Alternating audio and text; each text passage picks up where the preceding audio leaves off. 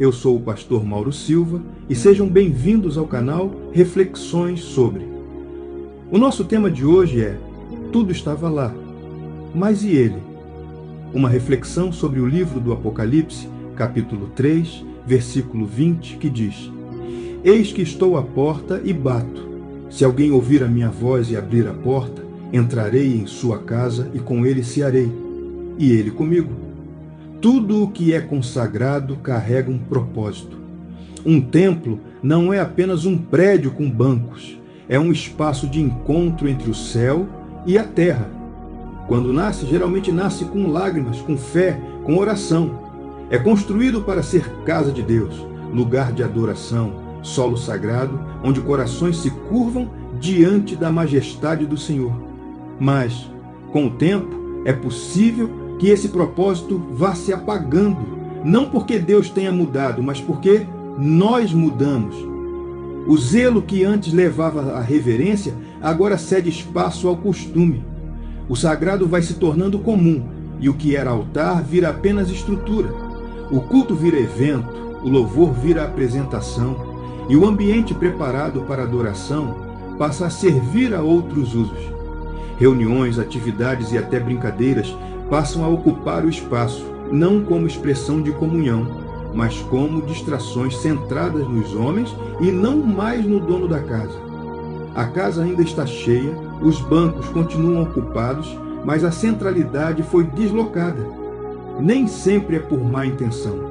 Às vezes, é apenas a distração de um coração que, aos poucos, se afasta do centro, e quando isso acontece, Cristo passa a bater do lado de fora, esperando ser recebido de volta. Há um momento nas Escrituras que revela com sobriedade o perigo de manter a forma quando já não há mais essência.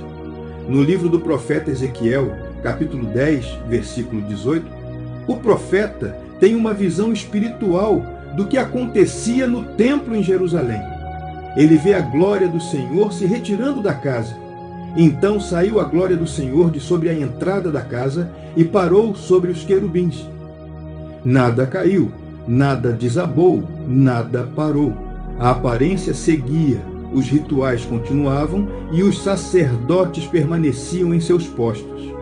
Mas o essencial havia partido e ninguém percebeu. A presença deixou o centro e o culto prosseguiu como se tudo estivesse em ordem.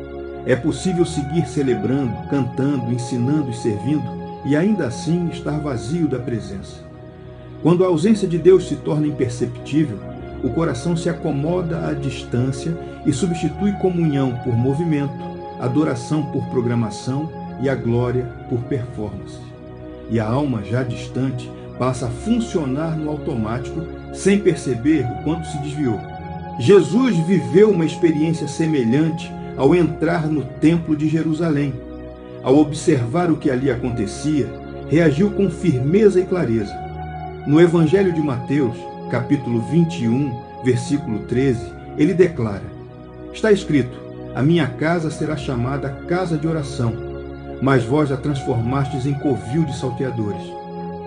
O templo não estava vazio nem abandonado, mas estava ocupado demais com o que não correspondia ao seu propósito original. A casa de Deus havia sido transformada em espaço de muitas atividades.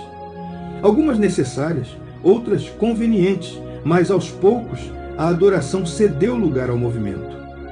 O sagrado foi sendo substituído pelo útil, o essencial pelo acessório. A advertência de Jesus não foi contra a estrutura, mas contra o desvio do centro.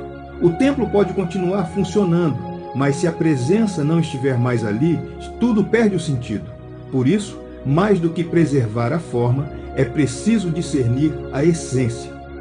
O verdadeiro templo é aquele onde Cristo não apenas é mencionado, mas onde ele reina. E quando ele volta a ser o centro, tudo se alinha de novo. A casa, o altar, o povo e a glória. Ainda há tempo de abrir a porta, reorganizar a casa e devolver o trono a quem nunca deveria ter saído do centro.